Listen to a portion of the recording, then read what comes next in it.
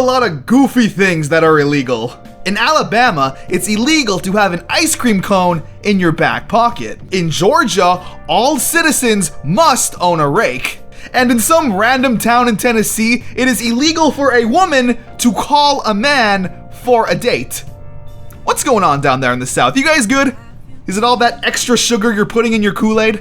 Nah, I'm just playing around. You guys got a Waffle House. That's pretty chill. The point being is that there's a lot of stupid illegal things, including the topic of today's video, because we're gonna be watching some terrible, illegal bootleg video game reviews from Russia. Now, I know it sounds stupid. I mean, how can a game review be illegal? Those dorks over at IGN somehow have jobs. Clearly anything goes in the world. Well, in time, all the pieces will start to fall into place. Now, these game reviews are no ordinary game reviews from the 90s. Oh no. They were actually meant to promote and shed some light on the Dendy video game console. Now, unless you're a silly Russian child who grew up in the 90s, odds are you have no idea what this goofy video game console is. Well, to not sugarcoat anything, because why would I do that?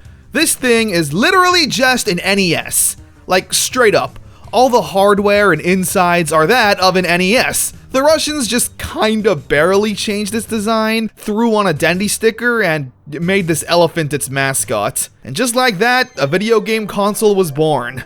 I mean, who can I even blame for this? These things were assembled in Taiwan. The stupid Super Marx Brothers or whoever sold this couldn't even bother to make it locally. That's messed up, man. Now, I don't want to go into this super long history of this console. That's not my job, and I know I'm gonna leave out a ton of stuff because I'm stupid and stuff. Who knows, maybe that handsome-ass gaming historian will cover it one day. The only other thing I'll mention is that this console was created because the NES was never sold in Russia, because in 1991, Russia was still under the USSR rule. Yeah, that funny meme song that actually caused millions of people to suffer. Russia was still under that in the 90s. Really? Damn, I really did not pay attention in school. The Dendy was released in Russia on December 17th, 1992, and the USSR came to an end on December 25th, 1991. So I guess to celebrate, the Russians decided that what the country really needed in this time of rebuilding was some janky NES.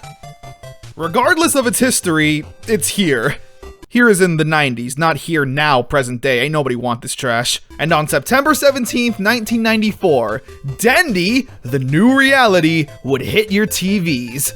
The show went on for 2 years, having a total of 63 episodes. What? Dog, Rocco's Modern Life only had 52 episodes. What's up with the world? The show was hosted by one Sergei Supanev. Sorry if I mispronounced your name, I can barely pronounce words in English. Sergei was apparently a pretty big deal. He was an award-winning director and children's TV show host. Damn. Here's him saying vodka bad, Super Nintendo good. Vodka плохо. Super Nintendo хорошо. Now, despite there being 63 episodes of this show, I mainly wanted to check out the more unique episodes. Episodes where they review and talk about bootleg games. Like Somari. You see what I mean when I say that these games are illegal? Like, you're not supposed to have this game, homie. If Shigeru Miyamoto sees you with that thing, he's fighting you on sight. It's like if I rob a bank and then make a video showing off all the money I stole. Like, isn't that video now technically evidence? It's not supposed to be seen by the public? I don't know, I'm not a lawyer. Better call Saul. So whatever, I'm calling these game reviews illegal, sue me. Alright, now before we start the show, what does every good TV show need? That's right, a catchy ass intro, like... Okay, stop playing around. What does the Dendy TV show have to grab our attention at home? Now, of course, the show is in Russian, so I'll mostly be narrating it so you don't have to read the subtitles. And lastly, the quality. Yeah, the video quality is absolute dog dookie. It was the 90s, and I'm sure this random TV show about game reviews wasn't a top priority for anyone to try and record and preserve for the future. So, alright, enough jibber jabber. Let's check out episode 1, Somari.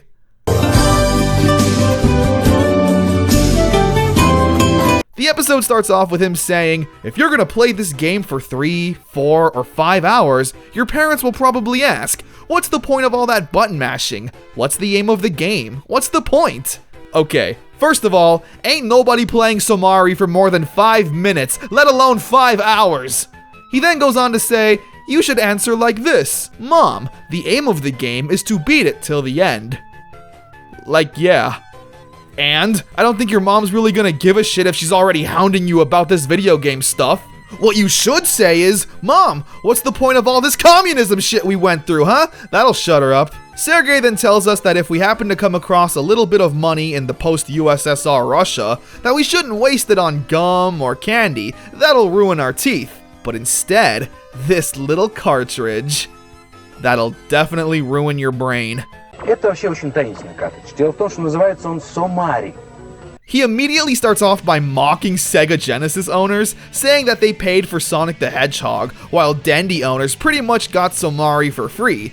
Which is kinda neat, I guess. Somari for Dendy is not probably the same what Sonic for Sega is. Yeah, bro, the difference is that it's illegal! And trash, but that's subjective. He's like, oh, if we wanted to list off the differences between Sonic and Somari, we'd be here all day. Yeah, that's the first thing we can agree on. He then talks about the stages and whatnot. It's nothing too interesting. But oh my god, my favorite quote is coming up. And how do the developers of the computer games agree with each other? How do they divide the copyrights and the money they gain from the games? I don't know that.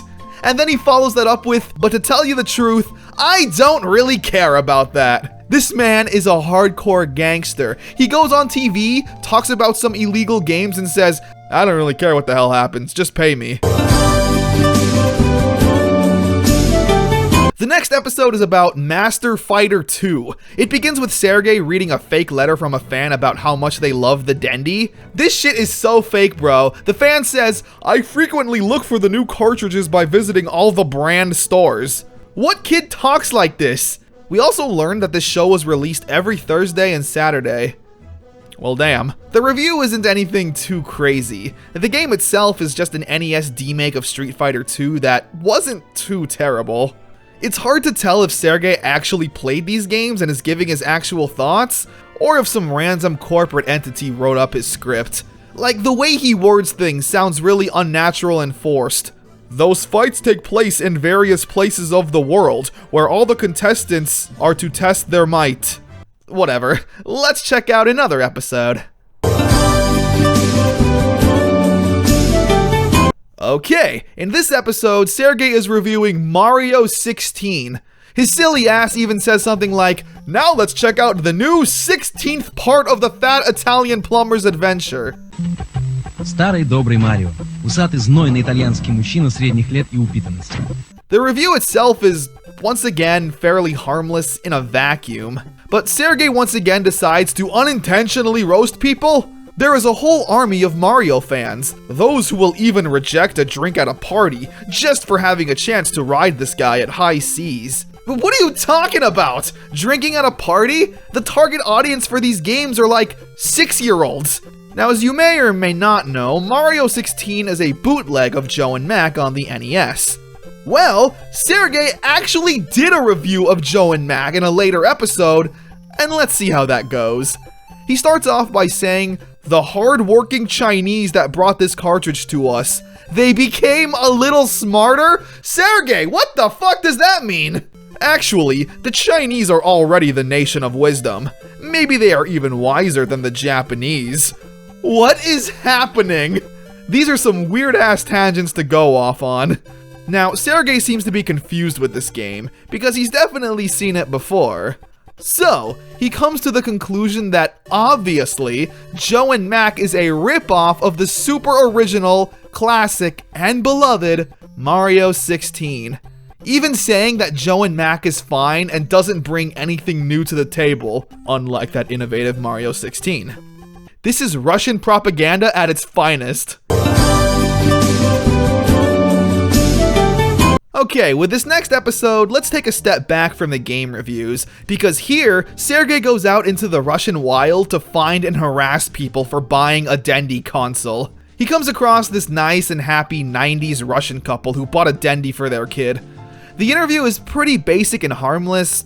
for the most part. What's interesting to note is that the couple apparently know that the Dendy is a cheap, low-budget alternative to the Sega Genesis. And when Sergey hears that, he kinda like bullies the couple. He straight up calls the wife a housekeeper without even knowing her.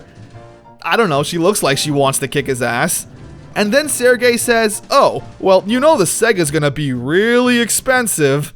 The meanest part of the interview is when Sergey asks what the man's job is. He says that he was in the military, but now doesn't have a job, and is trying to find something, all while getting this gift for his kid. And Sergey replies with, weird case. A guy with no job comes to a Dendy brand shop to buy consoles for himself? Because the man said he might play the console when his kid isn't? Dude, Sergey is kind of a fuck. Why is he being such a dick? Man, they could not look happier to step away from that interview. The next episode is essentially the worst Let's Play to ever exist. Sergey and some friends play Sonic the Hedgehog, and I'm just gonna let you listen to it to feel that raw energy. Пружина, которая нас выбросит на призовой уровень. Невидимые пружины, которые Там мы выбрасывают на сможем призовой уровень. И опять камень. Опять разбивать? Riveting. This episode has him reviewing Samurai Pizza Cats. It's actually a pretty good game, you should check it out if you can. He then says furries and Chinese grass, whatever that means. Sergey is such a silly guy. We then cut to him fanning himself, and I can only imagine that this is real. Like they're actually filming in some janky Russian warehouse with no air conditioning. He's actually fanning himself though, with the official Dendy magazine. Oh my god, of course they had a magazine. He's just kinda shilling it while showing off the super cool poster that comes with it. A very unofficial and I'm sure very illegal Jungle Book poster. I actually found some scans of the magazine online. The covers are great. Here's the Dendy elephant with the goddamn gun underneath him. This one here is just complete nonsense. The rest of the contents of the magazine though seem pretty standard. Some games, discussions, and I'm sure reviews. All while bashing the Chinese probably. The next episode is another riveting Let's Play with Sergey and his friends. Нужно нажать кнопку вниз, потом снизу. No joke, these are probably just his real-life friends he got jobs. They're meant to show off the games, I get that, but couldn't they at least try to be interested in the game? Впоследствии мы берем такой предмет и теперь можем превращаться в шарик со звездочкой. They sound so bored, and I'm not saying go all cringy, fake, enthusiastic Let's Play style, but just don't sound like this. Whatever, you tried. In this episode, we return to the Russian mall to interview more unsuspecting citizens minding their own business. The first targets are a group of kids. Sergey asks who has a Dendy, and some of them raise their hands. When he asks the kid who didn't raise his hand, Sergey asks him what console he does have, where he responds with, well, an ordinary console. A Chinese one. Jesus, again with this Chinese stuff. He asks the kids what video games and consoles they dream of having, and they all say Sega. Я бы Сегу хотел. Сегу. Ты? Сегу. Ты? Сегу. Ну, а мне скоро купить Сегу. Like, yeah, of course they're gonna say Sega. Ain't nobody want this doo-doo ass Dendy. Sergey then copes hard, saying, well, did you know there's other consoles besides the Sega? Damn, they don't care nor want the Dendy. He then goes on to bother an old lady. This is the most Russian-looking woman I've ever seen in my life also. She doesn't take any shit. He asks her what she's doing here and bluntly says she's buying a console for her son. Sergey says that consoles are expensive, and if that bothers the older woman, and she simply responds with, I don't know. You go, lady. The interview section ends with Sergey talking to the game store manager. He looks like this. Very 90s, very nerdy. Hope he's well.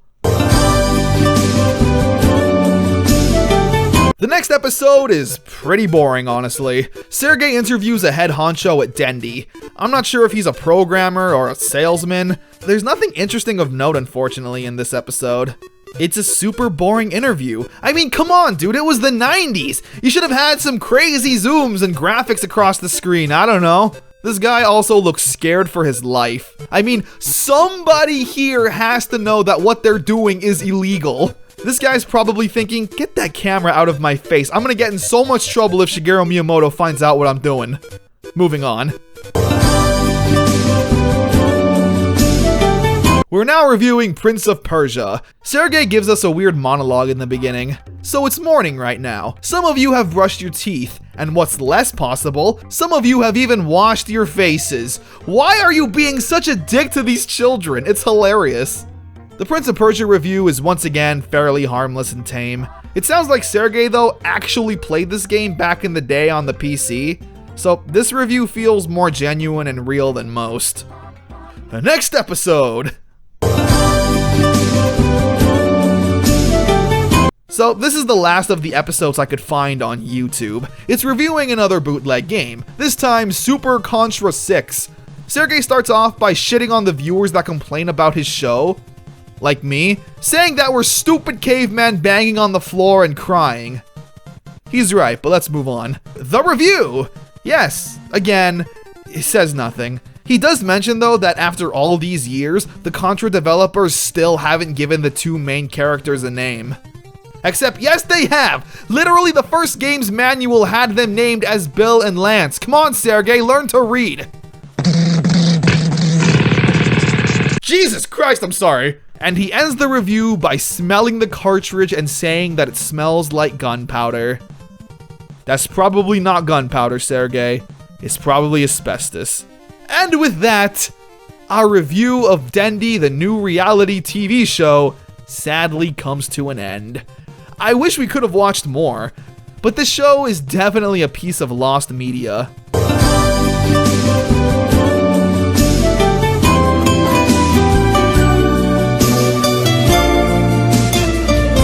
The low quality really makes it feel like you recorded this on your VHS back in the 90s. The show would reach its end on January 19th, 1996, and sadly, Sergey would pass away shortly after, being involved in a tragic snowmobile accident on December 8th, 2001. Rest in peace, big dog. You did a great job. As for the Dendy console itself, yeah, it was a massive piece of trash that nobody really cares about except for me and maybe 3 other people. The bootleg games that came with it, though, definitely created a legacy of their own. I've looked at so many of them on my channel, I'm surprised Russia hasn't reached out to me to revive the Dendy new reality TV show and talk about all these wonderful bootlegs. You hear that, Russia? My emails are always open. So thank you so much for watching, and who knows, maybe the next time you see me, I'll be a Russian TV superstar. One can only dream.